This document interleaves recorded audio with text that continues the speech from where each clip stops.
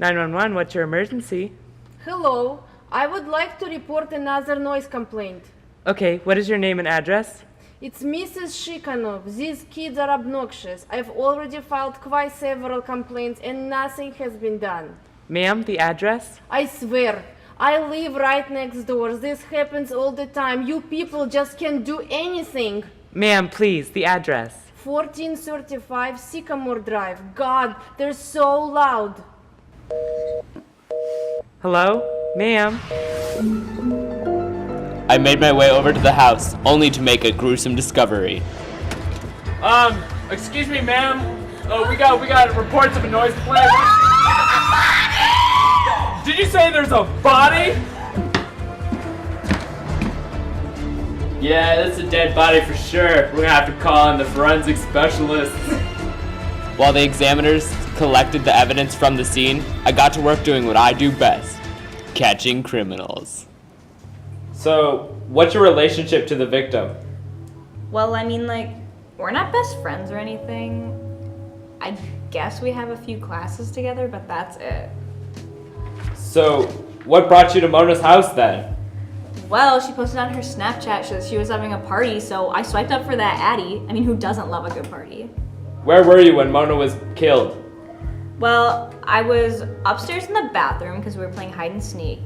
You know, snapping my mans. I have the receipts if you want, if that helps with your little investigation thingy. Did you hear anything while you were up there? Well, no, because I was listening to some dubstep. I'm honestly surprised Emily didn't find me. Do you think Emily or Paulina had a motive to kill Mona? Well,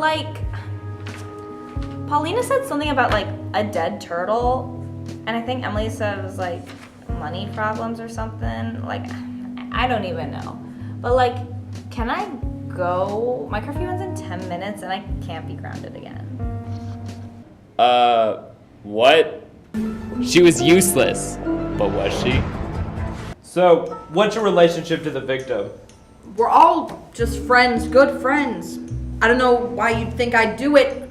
I've known Mona since I was 5. We went to school together. I wouldn't kill my friend. I'm not a psychopath. Where were you when Mona died? We were playing hide and seek. I was in the living room. Where in the living room? Behind the couch. Emily was seeking and she's the one that found the body. She probably knows a lot more than I do. Wait, what's that on your arm? It's nothing. I'm gonna have to ask you to roll up your sleeves. I want to get a better look at that. Fine, it's just a scratch. No big deal. Well, what are they from? Whoa. Fine. Me and Mona got into a fight. She may have run over my pet turtle and I was kind of angry.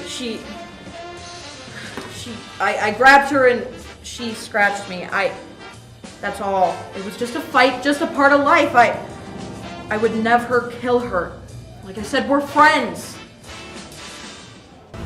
With only one suspect left, the plot began to thicken, but I was determined to find the killer. Where were you when Mona was killed? We were playing hide and go seek, and I was the seeker. I hadn't found anyone yet, so I was downstairs in the basement looking for someone. When I came upstairs, I saw blood on the kitchen floor. I went right over and saw Mona lying there on the floor. I think she had been hiding in the pantry door or something because it was open. And when I got there, you had blood on your hands. You don't think that seems suspicious? I put my hands on her face to try and wake her up. That's how I got the blood. We answered the door and Paulina and Sandy had just seen the body for the first time. Do you know why someone called the police? I don't. I mean, I'm not really sure. You kind of just showed up right out of the blue after I found Mona. And when I came in, I saw you with bloody hands. Do you see why that would be suspicious? I didn't do it. I was downstairs when it happened. I was trying to find someone. Maybe someone broke in or something? When you're in the basement, can you usually hear what's happening upstairs? I mean, sort of. I didn't hear anything weird. Tell me what you know. I don't want to have to keep you here all day. Just tell me what you heard. I did. I didn't hear anything weird. The TV was on downstairs. Maybe that drowned it out. Or maybe I was too focused on trying to find someone. I thought someone might be downstairs. And later, you said you thought someone had broken in? What, did you hear something that made you think this? Well, no, Do you really think no one could have killed her? Do you think no one had a motive? I heard that she owed you quite a bit of money. I know how money can come between friends. Were you angry with her?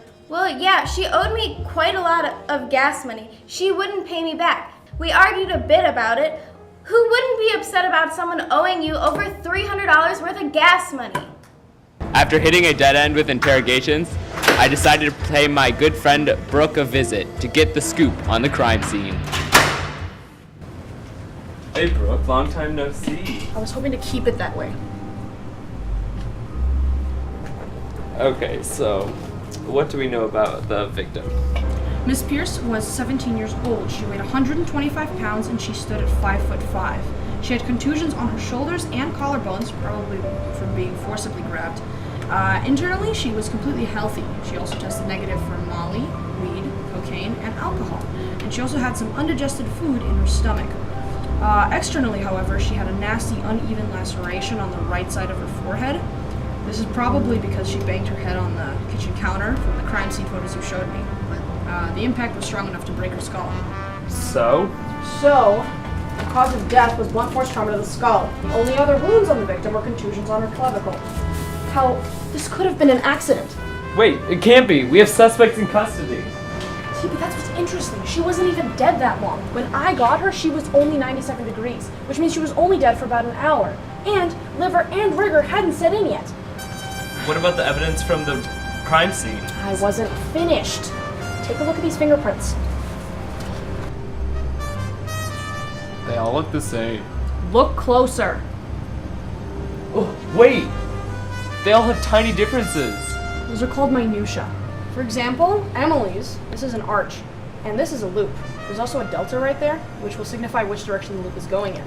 Mona also only has 2 loops. These are the same fingers between them, which is why we can compare them so easily. However, Paulina, she has a very unique and distinct loop. This is how we were able to identify her prints were the ones that we lifted from the kitchen, along with Mona's. So Paulina was in the kitchen. Were there any other fingerprints discovered? Hers and Mona's. I mentioned the scratch marks on the arms of one of our suspects. Did that take you anywhere? Actually, yeah. Miss Pierce was able to get quite a bit of human DNA off of our suspect, and we were able to run a DNA test, so we know who did it. Well, I think we know who done it. We know you did it! We have the evidence against you! No, I swear to God it wasn't me! You're not getting out of this. We have the evidence against you. Just confess. It will make this whole process a lot easier. Okay, you got me! She killed my precious Leopold. That little baby would have never done anything to hurt anyone. It was all an accident, I swear. We were fighting and it all got out of hand. I was mad and the table was sharp. I killed her. Case closed.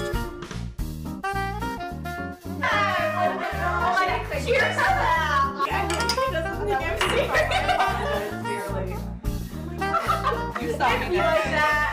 Oh, you saw me. The magic is real. You just get going. Right now. Please stop.